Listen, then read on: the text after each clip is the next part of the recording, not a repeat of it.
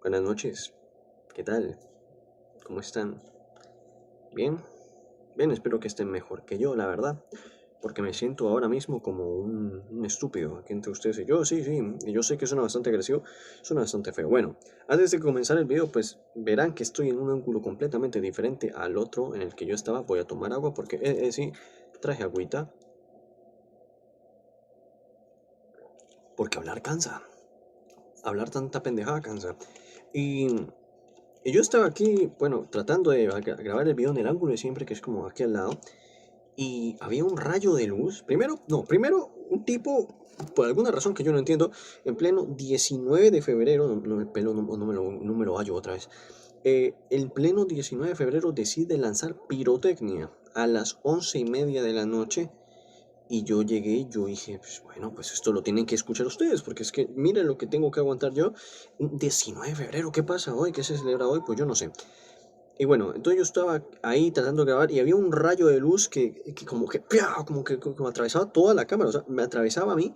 Y yo decía, ¿y esto? Y me moví, hice un montón de cambios y la solución era limpiar la cámara. Sí, sí, era limpiar la cámara.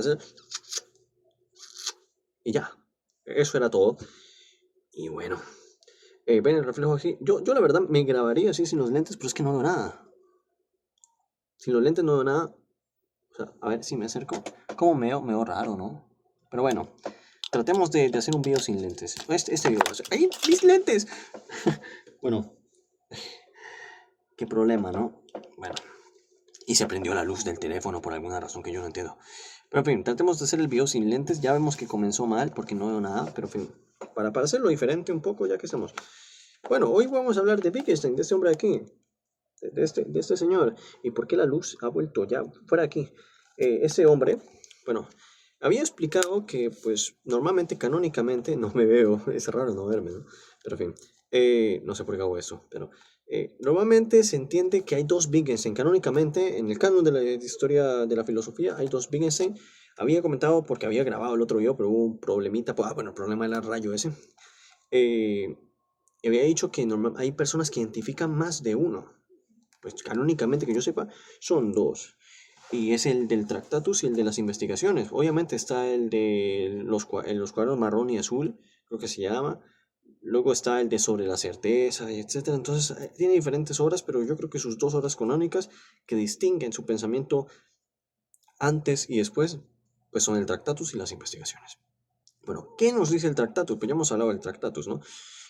Prácticamente difunde una teoría pictórica del lenguaje, donde parece que el lenguaje modela la realidad, no los estados de cosas, que pues hacen parte de los hechos, y es todo lo que es el caso, ¿no? O sea, que el mundo es ¿cómo es que se dice? La proposición está aquí, la totalidad de los hechos, y no la totalidad de los objetos, ¿no? La totalidad de los hechos, eso es el mundo, y el mundo es todo lo que es el caso, básicamente, es lo que nos dice Wittgenstein, un poquito complejo, pero sí. Entonces, Wittgenstein trató de formular un lenguaje perfecto, un lenguaje lógico perfecto, una lógica que pudiese, pues, explicar el mundo, ¿no? Modelarlo, más que explicarlo, modelarlo, ¿no? Es como modelar el mundo, representar el mundo. O sea, las proposiciones que tienen contenido, pues son veritativas, pueden ser verdaderas o falsas, pues modelan el mundo, ¿no? Son como, lo figuran, es lo que él dice, la figuración, como que figuran el mundo, como si fuese una especie de representación del mundo, una figura de este. Eso es el lenguaje, ¿no? El lenguaje que contiene proposiciones es pues un lenguaje que figura, modela el mundo. Eso es lo que nos dice Wittgenstein. Y el problema es que el lenguaje se limita en la medida en que nuestro conocimiento del mundo es limitado, porque el hombre nos dice, pues los límites del mundo son los límites de mi lenguaje, o sea, que el mundo se ve restringido por los límites de nuestro lenguaje, porque pues pareciese que el mundo es el lenguaje, ¿no? De alguna manera, o el lenguaje representa el mundo, ¿no? Es algo complejo, yo lo he entendido así, y muchas personas más, creo yo, hemos entendido Wittgenstein de esa manera, ¿no? El Wittgenstein del Tractatus. Todo muy bien, todo bien. ¿Es complejo entender a Wittgenstein? Lo es, y yo creo que de hecho no lo estoy explicando de la mejor manera posible. Hay personas que lo explicarán mejor, expertos en Wittgenstein. A mí no me gusta eso de ser experto en, no, la verdad yo prefiero utilizar mi tiempo para otras cosas que volverme experto en un autor. Pero pues hay gente que son expertos en, entonces yo no los voy a juzgar, cada quien hace con su tiempo lo que quiere. Pero bueno, nuevamente, eso era lo que nos decía el Wittgenstein del Tractatus. De hecho, él prácticamente decía que la filosofía no tenía que crear teorías, no solo adoptó el Círculo de Viena, pues, porque pues, la filosofía pues, no es una ciencia, es lo que nos dice Wittgenstein, no es una ciencia. La filosofía tiene que limitar, pues, obviamente, valga la redundancia, los límites entre el mundo y el lenguaje, ¿no? Eso es lo que debería ser la filosofía, ¿no? Una especie de filosofía del lenguaje, ¿sí? La filosofía debería ser filosofía del lenguaje, es lo que nos dice Wittgenstein, ¿no? Y también nos dice pues la proposición famosa del malo H, ¿no? De lo que no se sabe hay que no, de lo que no se tiene certeza hay que callar, ¿no? O sea, si uno no tiene certeza de algo, pues hay que callar. Y esto se ha malinterpretado mucho, porque, por ejemplo, no tenemos certeza en varias cosas y aún así hablamos de ellas, ¿no? ¿Quién ha visto aquí un átomo en su vida? Nadie, y aún así nosotros hablamos de ellos, sin verlos. Los modelamos, en efecto. ¿Y cómo podemos modelar algo que no vemos, ¿no? O sea, eso iría en contra de lo que es el Tractatus, ¿no? Porque como en nuestro lenguaje y nuestras representaciones pueden modelar algo que nunca hemos visto. ¿Cómo podemos siquiera clasificar, ¿no? Algo que no hemos visto, darle referencia, darle un nombre propio, ¿no? Entonces, pues, ¿cómo podemos siquiera hacer eso si no tenemos certeza observacional de ello, ¿no? Entonces, ahí pues tenemos un problema. Y por ejemplo, la mecánica cuántica, ¿qué? Los estudios sobre partículas, ¿qué? ¿Ahí qué pasa? ¿Ahí qué ocurre? Entonces, ¿cómo podemos hablar de partículas si nunca hemos visto una? Así, precisamente, nunca hemos visto un átomo, ¿no? ¿Cómo es posible, no? Entonces, pues, ¿cómo hablan de la materia oscura si no hemos visto la materia oscura? Porque pues, no se puede ver. Entonces, ¿cómo podemos hablar de ello, no?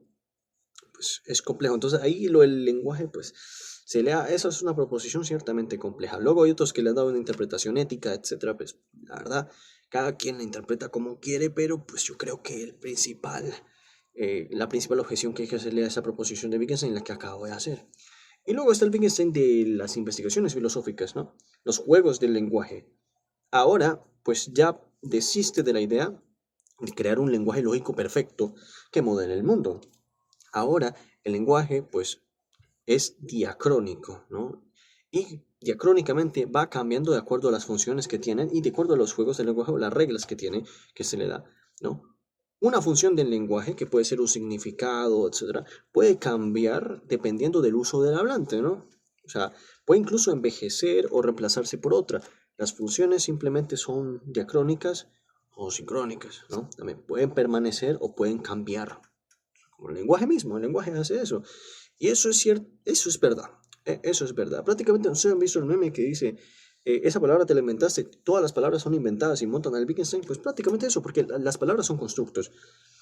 Porque no hay algo como una teoría pictórica del lenguaje. O sea, que en este caso el Wittgenstein de las investigaciones, pues es todo lo contrario a este hombre, porque no hay.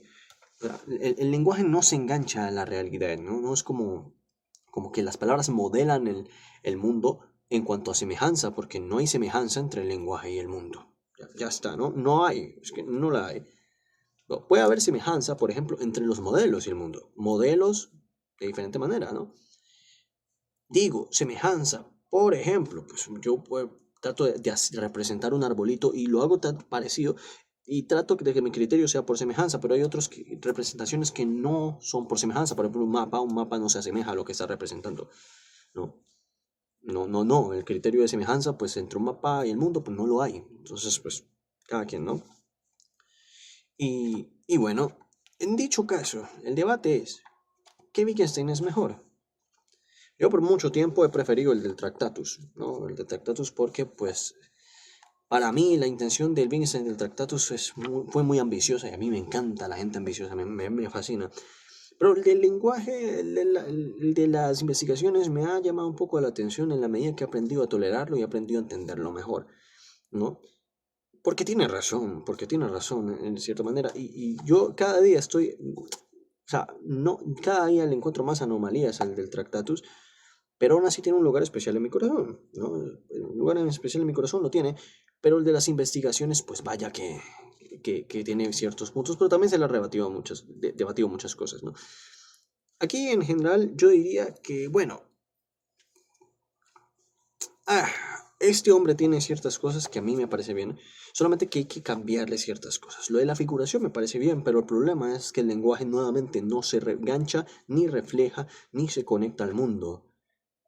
O sea, esa figuración pictórica que nos ofrece el social, pues prácticamente es obsoleta, porque ya no hay ningún filósofo que haya probado que las palabras o los pensamientos enganchan a las cosas. Entonces, pues no lo hay, ni en Francia ni en Viena. Eso es lo que dijeron, lo que dijeron las historiadoras Joyce Apley, Margaret Jacob y Lynn Hunt en su libro La verdad sobre la historia. No hay un filósofo que haya podido corroborar eso, ¿no? O mantenerlo sin que se la tumben una teoría pictórica del lenguaje de tal manera, o mantener una noción clásica de correspondencia. No. Y el Wittgenstein de las investigaciones, pues, como que se separa de lo que ya había escrito, ¿no? Em, y está bien, ¿no? Está bien. El de las funciones del lenguaje me parece más correcto porque es verdad que algunas funciones del lenguaje obviamente se tornan obsoletas, pero aún así siguen existiendo. Por ejemplo, la revolución industrial, que es una referencia, ¿no? Es un término referencial para un acontecimiento histórico, ¿no? O como lo llamaría Anker Smith u otros historiadores, una sustancia narrativa. Para este hombre que está aquí, yo lo voy a mostrar, si es que lo puedo sacar sin que se me caiga todo. Bueno, para este hombre, este de aquí, la revolución industrial como término es inadecuado. Me acabo de poner oscurito porque la luz se acaba de ir. Es inadecuado, es inadecuado. Pero hay un problema, como ya está tan introducido en la jerga común de tú y yo, es pedante darle un sustitutivo, o sea, como que no, ¿no? De hecho, lo puedo leer porque aquí tengo la cita guardada. Dice, a ver, está por aquí, ¿no? No, esto no es. Sí, sí.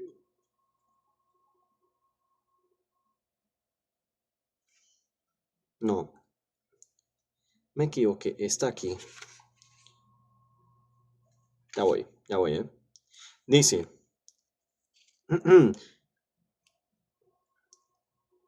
pero el concepto revolución industrial ha sido empleado por muchos historiadores y plenamente adoptado dentro del lenguaje común y sería pedante ofrecer un sustitutivo, ¿no?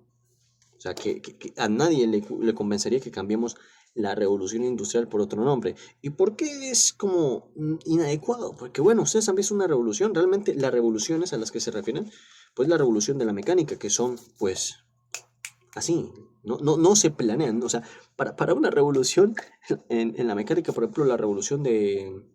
Bueno, aquí yo soy mecánico, repito, y a lo mejor me estoy equivocando, ¿no? Eso se usa mucho en mecánica, la revolución, pero es un cambio, ¿no?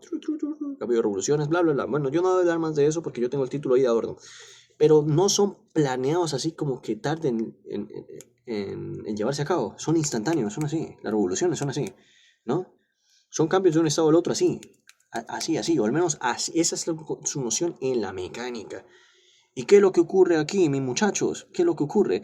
Las revoluciones no pasan así, ¿no? No pasan así. No hay ninguna revolución que haya sido así. Todas llevan sus antecedentes y llevan su tiempo y no pasan de un día al otro como si nada, ¿no?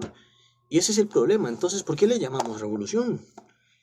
Porque básicamente algunos historiadores decidieron darle la referencia de revolución para definir un cambio en el sistema, en la estructura, en la economía, en la producción, en la tecnología. Por eso la revolución industrial se divide en tres partes y es un cambio, ¿no? Es un cambio radical y relevante, pero no fortuito. Y es por eso que el término no debería ser adecuado aquí. Pero aún así se usa, porque ¿cómo le vamos a cambiar el nombre? Es una función del lenguaje que ha envejecido, pero no por eso se ha reemplazado. Y eso es lo que nos dice Wittgenstein, que hay funciones que pueden ser reemplazadas por otras y otras funciones del lenguaje que simplemente envejecen, pero aún no se reemplazan por diferentes necesidades del hablante.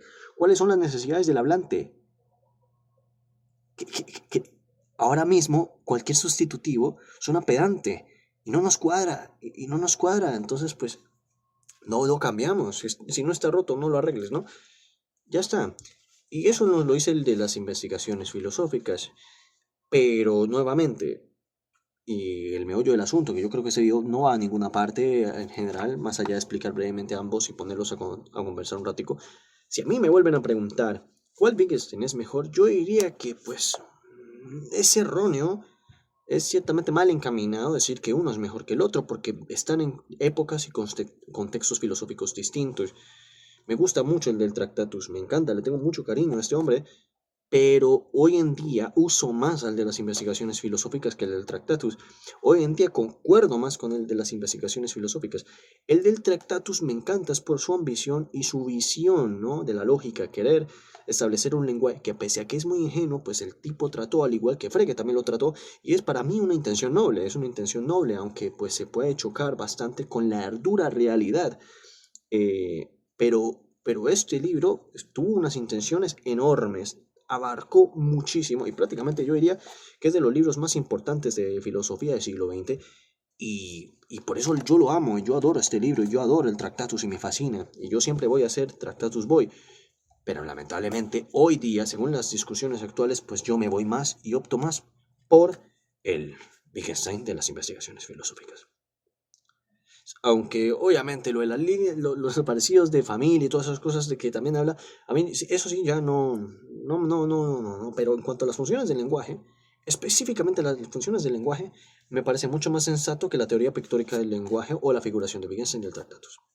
Pero bueno, eso es todo. Si algunas personas querían mi respuesta, mi opinión con respecto a esa pregunta, que es fundamental, yo creo, para aquellos que están leyendo Wittgenstein, pues la gracia no es decir cuál es mejor que el otro, sino cuál te sirve más o cuál te sirve menos con respecto a tus intereses y preferencias. Bueno, chao.